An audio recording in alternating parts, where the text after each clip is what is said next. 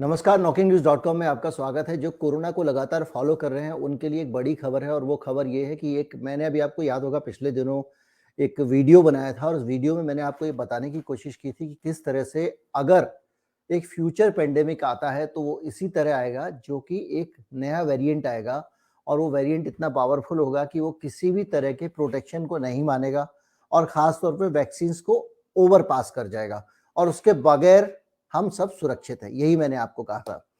और अब एक नए वेरिएंट की खबर आई है जो चिंतित करने वाली है। खबर आई है दक्षिण अफ्रीका से। वेरिएंट का नाम है B11529 B1.1.1 ये जो वेरिएंट है ये इसके बारे में ये कहा जा रहा है कि काफ़ी खतरनाक वेरिएंट है और इसके अकेले इसमें 50 म्यूटेशन हो चुके हैं। मैंने आपको बताया था कि कैसे म्यूटेट करता रहता है वेरिएंट, अपने आप बदलता रहता है। मैंने आपको एक उदाहरण देके समझाया था कि जब आप एक रबर स्टाम्प बार-बार लगाएँगे तो जनरेशन लॉसेस होते हैं। आम तौर पे जो लोग फोटोग्राफी समझते हैं और जिनको लोग दूसरी फील्ड में रहते हैं, जनरेशन लॉसेस होते हैं। एक फोटोग्राफी कॉपी की आपने, दोबारा उससे फोटोकॉपी की, दोबारा उससे फोटोकॉपी की, 10 फोटोकॉपी करेंगे तो जो 10वीं कॉपी होगी और पहली कॉपी होगी उसमें ज़मीन आसमान का अंतर होगा। तो इसी तरह से जो वायरस म्यूटेट होता है तो उसमें भी बार-बार अंतर आते जाते हैं और उसी अंतर को म्यूटेशन कहते हैं। तो ये जो वायरस है जिसके बारे में कहा जा रहा है कि 50 इसमें म्यूटेशन हो चुके हैं, 50 तरह से बदलाव आ चुका है और उसमें से 3 म्यूटेशन जो है वो स्पाइक प्रोटीन से हैं। स्पाइक प्रोटीन मैंने आपको बताया था, कई वीडियो में बता चुका हूँ कि जो बॉल होती है कोरोना की, गेंद जैसा कोरोना होता है, उसके आसपास जो नोक निकली रहती है, जो उसको कोरोना वायरस बनाती है क्योंकि वो क्राउन जैसा दिखता है, तो वो स्पाइक प्रोटीन जो है उसके आकार में भी कई परिवर्तन हो चुके हैं और वो चूंकि सरफेस से जब टकराता है और हमारा डिफेंस सिस्टम तैयार है, तो वो स्पाइक प्रोटीन के जो पदचाप होते हैं, जैसे कि आप जंगल में जाते हैं और वहां आप देखते हैं कि टाइगर का ये पंजे का निशान बना हुआ, उससे आप पहचान जाते हैं टाइगर है। ऐसे ही शरीर, जैसे ही ये स्पाइक प्रोटीन वहां जाता है, रिसेप्टर के साथ में लगता है, उसी समय समझ जाता है शरीर कि ये वाला वायरस आया। लेकिन अगर पैर का निशान बदल दिया जाए तो तेंदुआ है या शेर है, ये पहचानना मुश्किल होता है। और अब सबसे बड़ी बात यह है कि चूंकि इसके 30 म्यूटेशन जो हुए हैं, वो 30 के 30 म्यूटेशन स्पाइक प्रोटीन में हुए हैं, यानी कि उसके पदचिन्ह का डिजाइन बदल गया है। और जितनी वैक्सीन बनी है दुनिया में, वो सारी की सारी, उनमें एक बड़ी संख्या में वैक्सीन ऐसी हैं जो उसके जो पदचाप है, पदचिन्ह है, या जिसको आप कहते हैं स्पाइक प्रोटीन है, उसकी पहचान करके बनाई गई है, उसके प्रति शरीर को संवेदी बनाया गया है वैक्सीन के जरिए। तो अब ऐसे में एक बड़ा खतरा ये पैदा हो गया है कि इस तरह से म्यूटेशन, पहले भी ये कहा जा रहा था कि आरएनए वायरस जो है वो म्यूटेट होता रहता है और आरएनए वायरस को म्यूटेट होने से रोका नहीं जा सकता और वो कब एक ऐसा म्यूटेशन तैयार कर लेगा जो अभी तक की आपके सारे सुरक्षाओं के चक्र तोड़ दे, कोई नहीं जानता।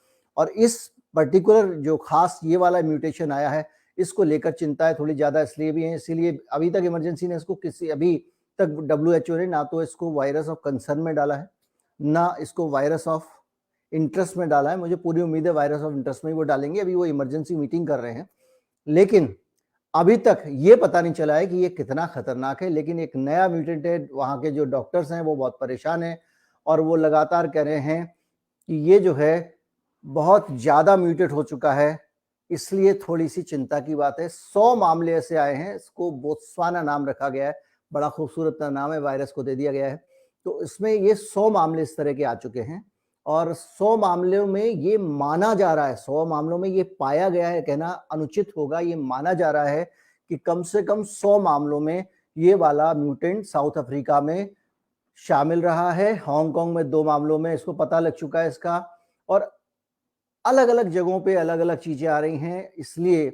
और इजराइल में भी एक आदमी मलावी से कोई लौटा था, वहां पे उसके अंदर भी ये म्यूटेंट पाया गया है, उसको भी क्वारंटाइन कर दिया गया है।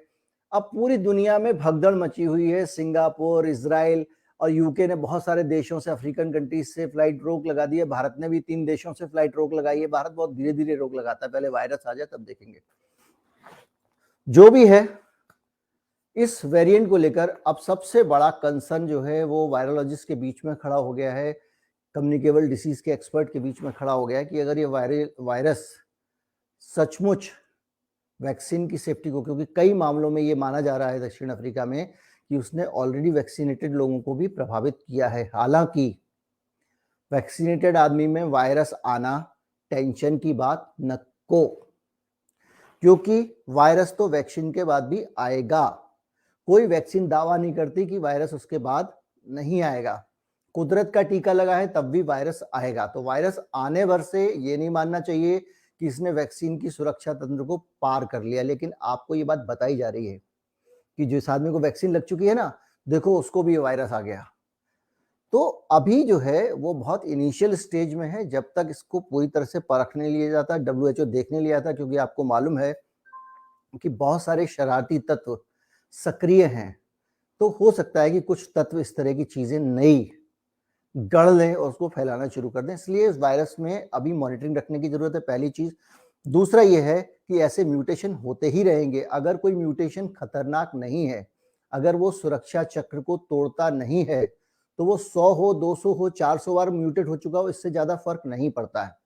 दूसरा, दुनिया भर के वायरोलॉजिस्ट कह रहे थे कि अगर इतनी सारी वैक्सीन बनाएंगे तो म्यूटेशंस होंगे, उसके चांसेस हैं, वो हो रहे हैं।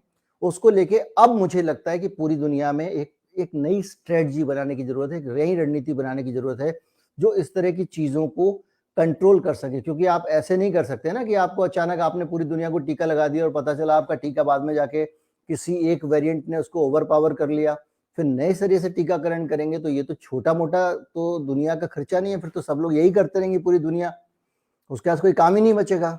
तो अब क्या करना होगा, कुछ ऐसी स्ट्रेटजी बनानी होंगी। अगर आपको टीकाकरण भी करना है तो एक ठोस और एग्रेसिव आपको पड़ताल करनी पड़ेगी, जिसमें पता लगाना पड़ेगा कौन सा टीका अब तय कर दे पूरी दुनिया, पहली चीज।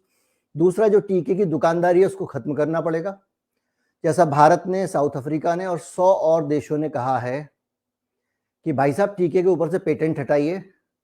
कोई भी देश उस टीके को अपने आप बना सके। मान लीजिए पूरी दुनिया अगर 2 टीके तय करती है, तो ऐसा तो है नहीं कि सारा पैसा उस कंपनी को पहुंचा दिया जाए। उस तरह का टीका सब अपने अपने यहाँ बनाए, अपने यहाँ लगाए। इससे धंधेबाजी भी खत्म हो जाएगी और इससे टीके की बेईमानी भी खत्म हो जाएगी। अभी बेईमानी की भी काफी खबरें टीके की सुनने में आ रही हैं, कमीशन खोरी के आरोप लगते रहे अलग अलग देशों में। तो जो भी है, और इस विषय पे मेरी कोशिश है कि मैं आपके साथ अभी डॉक्टर संजय रॉय को लेके आऊं, जो एम्स के कम्युनिटी मेडिसिन के चीफ हैं, एक्सपर्ट हैं, इस फील्ड के एक्सपर्ट हैं। और अगर वो हमसे जुड़ते हैं तो जाहिर बात है कि हमको बहुत सारी इंफॉर्मेशन मिलेगी, बहुत सारी जानकारी मिलेगी, जो हमारे बहुत काम की होगी। उनसे जुड़ने की कोशिश कर रहा हूँ। अगर जुड़ते हैं तो फिर वापस आपसे मिलता हूँ।